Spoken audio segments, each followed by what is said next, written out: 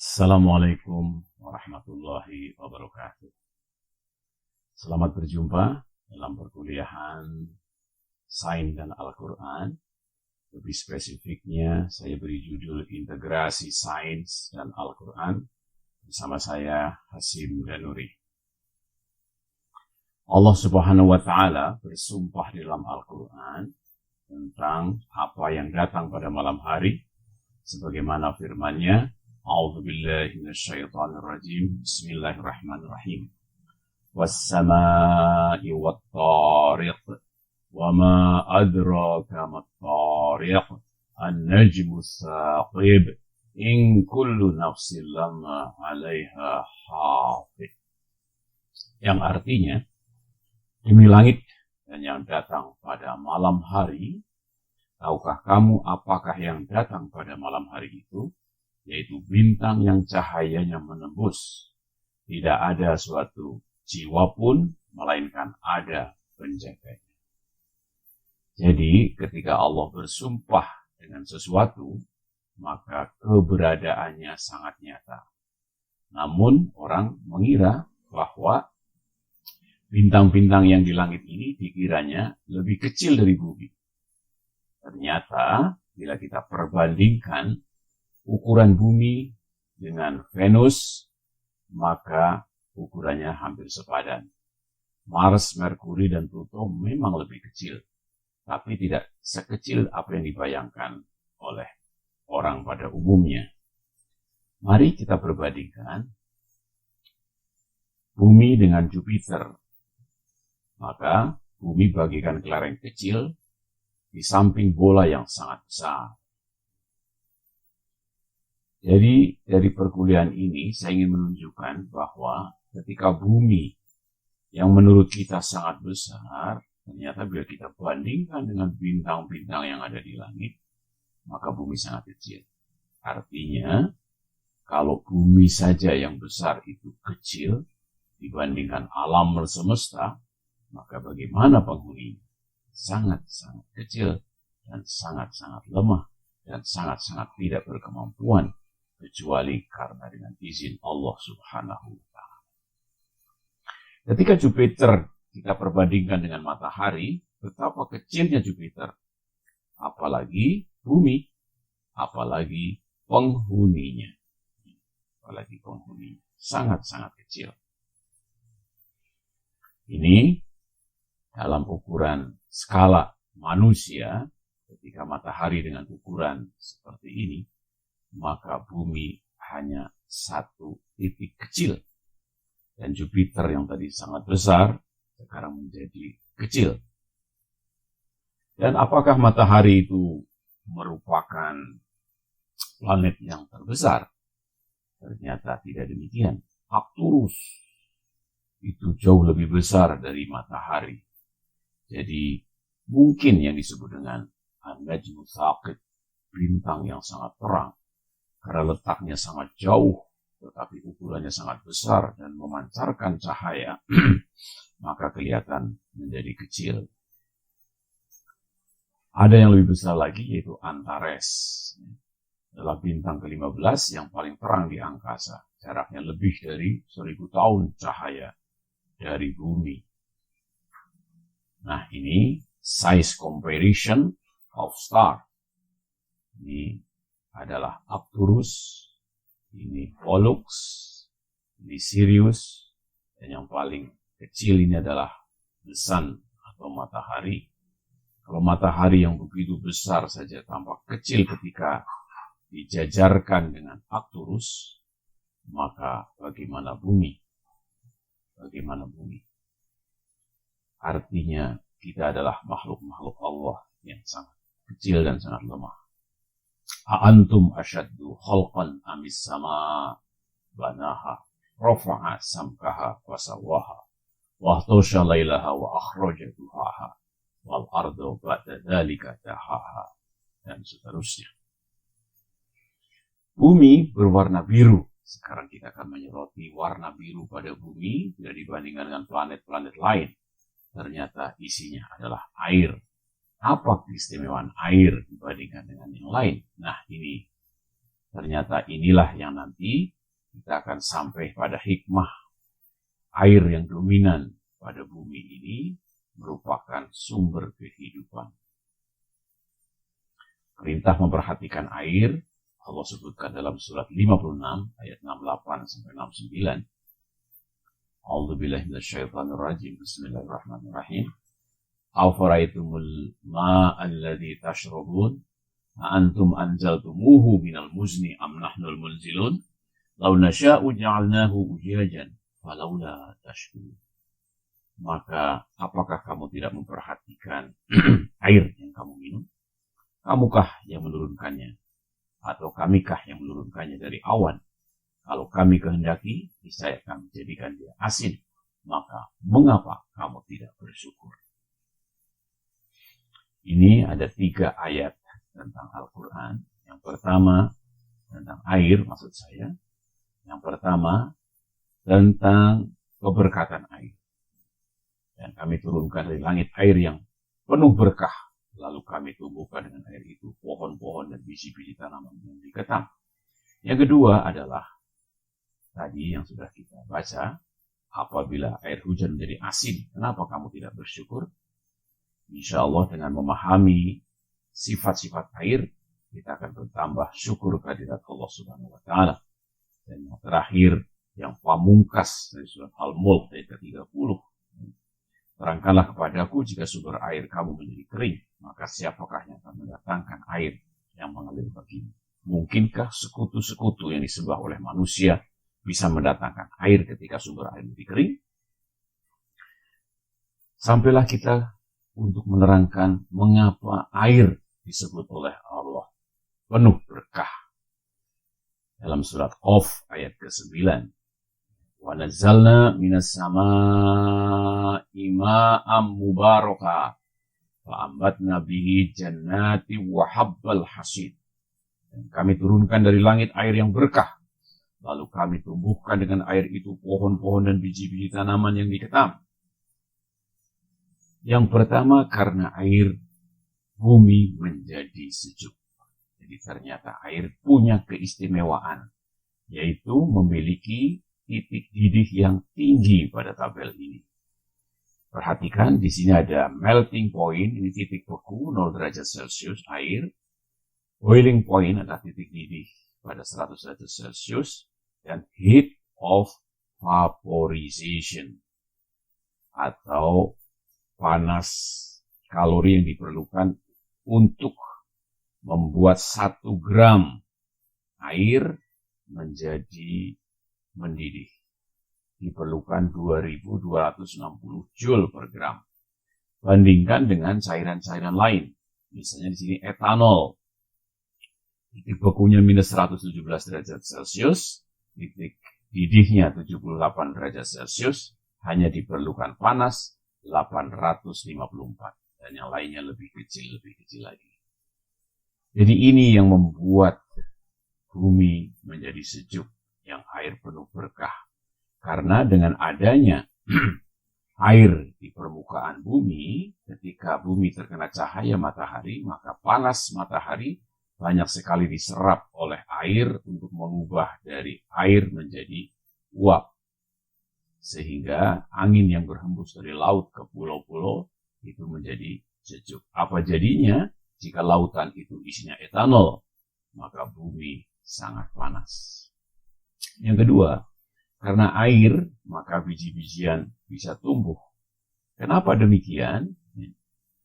Allah sebutkan dalam surat An-Nahl ayat 11. Dia menumbuhkan bagi kamu dengan air hujan itu tanam-tanaman. Min kulli samarat. Inna fi dzalika laayatan liqaumi yatafakkarun. Yaitu zaitun, korma, anggur, dan segala macam buah-buahan. Sesungguhnya pada demikian itu benar-benar ada tanda bagi kaum yang memikirkan.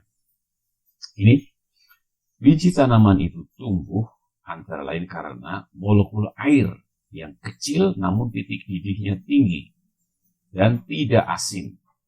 Jadi ada syarat air yang untuk menyiram tanaman, yaitu tidak asin.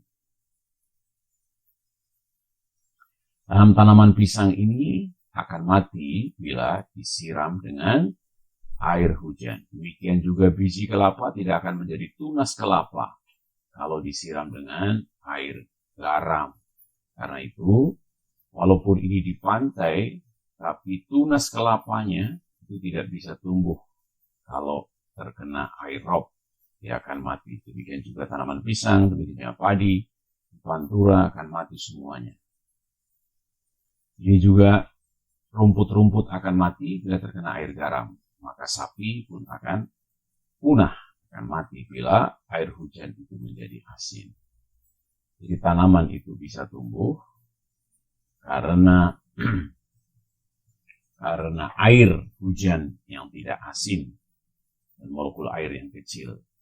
Sehingga dengan tumbuhan biji-bijian maka makhluk-makhluk Allah bagikan rizkinya dengan bermacam-macam karakter dari kaki-kakinya, kakak tua, ayam, ini bebek, ada selaputnya, diberi rezeki oleh Allah SWT di perairan, ayam di daratan, pipit, elang, pelatuk, ini berbeda-beda. Demikian juga tipe-tipe paruhnya, bebek, elang berbeda, kolibri, pelikan berbeda. Jadi kita saksikan ini burung pemakan biji-bijian yang kecil. Ini menyerap sari-sari bunga. Jadi paruhnya sangat runcing. Subhanallah, Allah membagi-bagi rizki. Dan ini semuanya, bunga-bunga ini tumbuh karena air yang tidak asin. Sehingga mengeluarkan biji-bijian dan bunga-bunga untuk makanan makhluk-makhluk Allah SWT termasuk manusia. Mari kita bahas tentang sains tentang keistimewaan air dari ilmu biokimia. Berat molekul rendah 18 Dalton, namun titik didihnya tinggi 100 derajat Celcius. Nanti kita akan lihat apa hikmahnya. Hikmahnya adalah air bisa meresap ke dalam sel-sel, membran-membran sel atau dinding sel dari biji-biji tanaman, bisa keluar masuk, namun tidak mudah menguap. Karena kalau menguap maka kita akan kering. Biji tanaman akan kering. Ketika air didinginkan, volumenya mengecil sampai 4 derajat Celcius. Dan setelah itu membesar volumenya sehingga 0 derajat Celcius. Sehingga es terapung di permukaan air. Nah, ini apa nanti hikmahnya kita akan lihat. Air memiliki tegangan permukaan yang tinggi karena gaya tarik-menarik antar molekul air yang disebut dengan ikatan hidrogen. Yang keempat, kalor jenis air tinggi sehingga untuk menguapkan air diperlukan kalor yang besar. Sehingga membuat panas matahari terserap oleh air dan bumi menjadi sejuk. Berat molekul rendah hanya 18 Dalton, namun titik didihnya tinggi. Apa hikmahnya? Andai kata molekul air tidak punya keistimewaan ikatan hidrogen, maka air yang kecil itu akan mendidih pada suhu, anggaplah ini 46 berat molekul dari etanol, dan berat molekul air 18 per 46 kali 78, ini titik didih etanol, maka air yang hanya 18 Dalton beratnya akan menguap pada temperatur 30,5 derajat Celcius. Tetapi karena Allah memberikan keberkatan pada air, maka antar molekul air melakukan ikatan hidrogen sehingga dia mendidih pada 100 derajat Celcius. Biji-bijian dan kita menjadi kering kalau 30 derajat Celcius sudah menguap. Biji tanaman pun tidak akan tumbuh karena untuk bisa 100 derajat Celcius molekulnya harus besar. Inilah ikatan hidrogen, nanti akan dipelajari dalam ilmu kimia atau biokimia. Jadi ketika oksigen yang punya elektron terluar 6, 4 elektron ini bebas. Yang 1 elektron dipakai untuk ikatan kovalen dengan hidrogen. Ini ada 1 elektron, di sini 1 elektron. Maka di sini ada awan elektron bebas sehingga bermuatan negatif pada ujung molekul atom O. Dan hidrogen ada proton sehingga terjadilah daya tarik menarik antara positif dan negatif. Maka molekul air menjadi sangat kuat berikatan satu sama lain, membuat titik didihnya cukup tinggi, yaitu 100 derajat Celcius. Ya, ikatan hidrogen itu bisa terbentuk antara elektronegatif O dan nitrogen dan atom hidrogen yang berikatan kovalen dengan atom elektronegatif lain pada molekul yang sama atau molekul lain. Yang ketiga, jika air hujan asin, mengapa kamu tidak bersyukur? Ini hasil percobaan biji jagung yang disiram air garam dan yang tidak diberi air, maka tidak tumbuh. Sementara yang diberi air, itu tumbuh. Ini semuanya diberi jagung di sekitar sini. Ada jagungnya semua. Ternyata setelah beberapa hari, kurang lebih 2 pekan, maka kita akan lihat yang diberi air garam tidak ada satu biji jagung pun yang tumbuh. Yang disiram dengan air, subhanallah, sangat subur. Yang tanpa air, ternyata mati juga. Karena tidak ada air, hanya 1-2. Mungkin karena ada sisa-sisa air di tanah, akhirnya mati. Jadi ini membuktikan bahwa kalau air hujan menjadi asin, maka semua biji tanaman akan mati. Bagaimana manusia? Akan ikut mati karena tidak punya sumber energi yang bisa dimakan. Ya, karena apa? Air garam ini membuat lingkungan sel biji jagung hipertonik, sehingga air yang molekul kecil akan keluar meninggalkan sel-sel biji tanaman, ya, sehingga terjadi plasmolysis atau plasmolisis, selnya mengkerut. Sebaliknya, kalau isotonik sama, ya, air tidak mengandung garam, maka akan seperti ini. Kalau hipotonik, maka air akan banyak sekali masuk ke dalam cairan sehingga terjadi penggelembungan dan akhirnya mati juga.